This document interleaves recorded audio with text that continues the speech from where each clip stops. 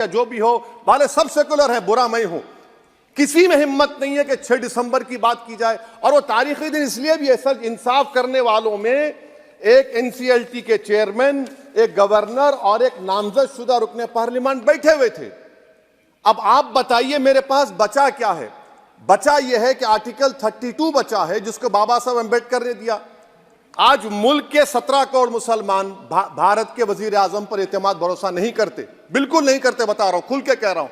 अगर आप आर्टिकल 32 का ड्यू प्रोसेस ही खत्म कर देंगे तो फिर मेरे पास क्या बचेगा सर? क्या बचेगा? मैं तो यहां खड़े होकर वो सुप्रीम कोर्ट के मायानाज बेबाक वकील दुष्यंत दवे की तरह तो नहीं कह सकता। मुझे आज भी रूल ऑफ लॉ में भरोसा है, मुझे आज भी कानून पर, संविधान पर भरोसा है, मगर ड्यू प्रोसेस तो फॉलो होना चाहिए। ड्यू प्रोसेस फॉलो नहीं हो रहा। एक तारीखी दिन 22 जनवरी था, एक तारीखी दिन 31 जनवरी था। सर रात के अंधेरे में अपील किए बगैर आप आरे लेकर रास्ता खोल देते हैं। क्या पैगाम दे रहे हैं सर?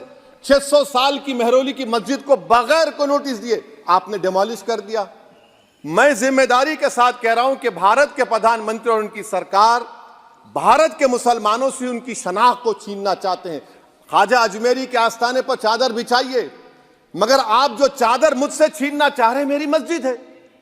आप हर मस्जिद को छीनना चाहते हैं। आप बताइए 17 करोड़ मुसलमानों को क्या पैगाम दे रहे हैं आप कि आप हर मस्जिद को छीन लेंगे मुझसे? फिर मेरा वजूद किस माने रखता है? मेरा शनाख्त क्या माने रखता है? रूल ऑफ लॉ क्या माने? अच्छा, 1991 के प्लेसेस ऑफ वर्शिप एक्ट पर क्यों नहीं बोलते आप लोग? आप उस पर कायम है नहीं है। आप 500 साल की बात करते। मैं आपसे कहता हूं भाई 500 साल पे मत जाइए, बौद्ध पे जाइए, जैनिज्म पे जाइए, शैविज्म पे जाइए, कहां रुकेंगे? अरे इस देश को आजादी मिली 47 में, संविधान मिला हमको बाबा साहब अंबेडकर का, बराबरी का। उससे पहले तो राजा रजवाड़े थे, जमहूरियत नहीं थी, लोकतंत्र नहीं था, मगर आप उसको उस बारे में लेके जाते। अरे 500 साल आगे क्या होगा बताइए?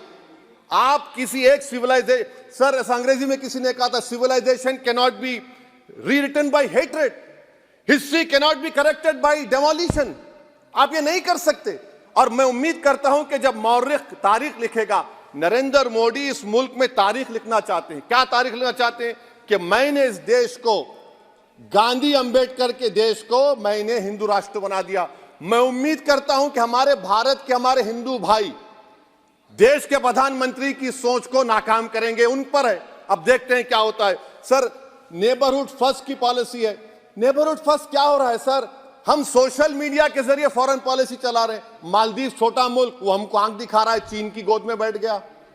हमारे लद्दाख में हमारे जो लोग जानवर को लेकर घास चराए जाते, वहां पर चीन की आर्मी आके रोक रही। बताइए, बांग्लादेश चीन की गोद में बैठा हुआ है।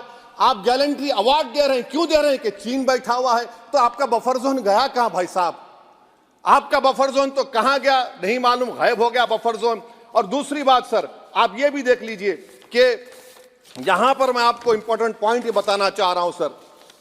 ये हम बोलते हैं India middle east economic corridor, कितना पैसा है बताइए? वो नहीं बताया जाता।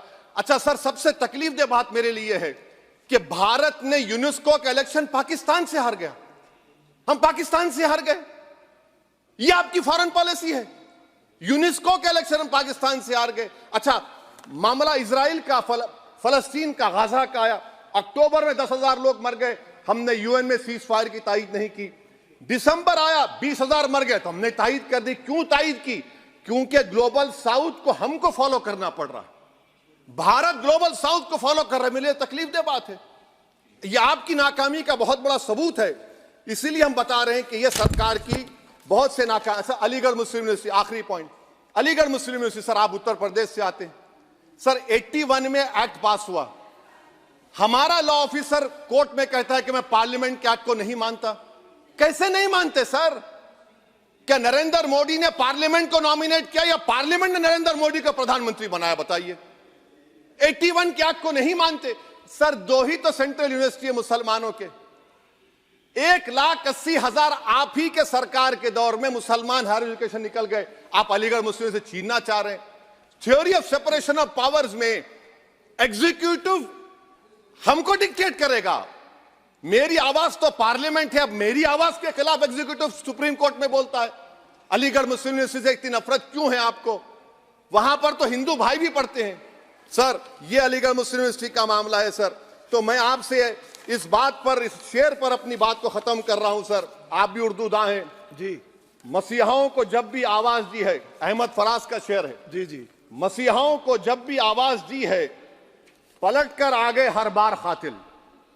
मसीहाओं को जब भी आवाज दी है पलट कर आ गए हर बार कातिल। वहां क्या दाद खाही क्या गवाही, वहां क्या दाद खाही क्या गवाही, जहां हो मुंसिफों के यार कातिल। सर मैं फिर से हुकूमत से मुतालबा करता हूं कि अल्पसंख्यक समाज के बजट के स्कॉलरशिप को आप डिमांड ड्रिवन करिए। भारत के प्रधानमंत्री प्रधान सेवक रहिए, आप कोई प्रीस किंग मत बन जाइए। आप जीतेंगे, कौन जीतेंगे देश तय करेगा, मगर याद रखिए 17 करोड़ मुसलमान आज गम और गुस्से में हैं और इस बात को महसूस कर रहे हैं, इस बात को महसूस कर रहे हैं कि प्रधानमंत्री को हम नोट नहीं दिए मगर हमारा प्रधानमंत्री है। आखिर ये प्रधानमंत्री 17 करोड़ मुसलमानों की उनकी शनाख्त को कैसे मिटा रहे हैं, कैसे उनको आप मार्जिनलाइज कर रहे हैं। इसीलिए सर मैं उम्मीद करता हूं कि हमारे सेकुलरिज्म जो है वो, मैं पॉलिटिकल सेकुलरिज्म कभी नहीं माना, जो सेकुलरिज्म संविधान में लिखा गया उसकी हिफाजत करेंगे। मुल्क अहम है, वरना याद रखिए आप चुनाव जीते हारे, मगर अगर आप 17 करोड़ एक जनता को आप गैर यकीनी कैफियत पैदा कर देंगे, ये देश के हित में नहीं होगा। बल्कि हम तो उम्मीद कर रहे हैं कि ड्यू प्रोसेस अदालत फॉलो करेगी। अदालत अगर एक तरफा फैसले करेगी तो गलत होगा। सर बहुत बहुत शुक्रिया। श्री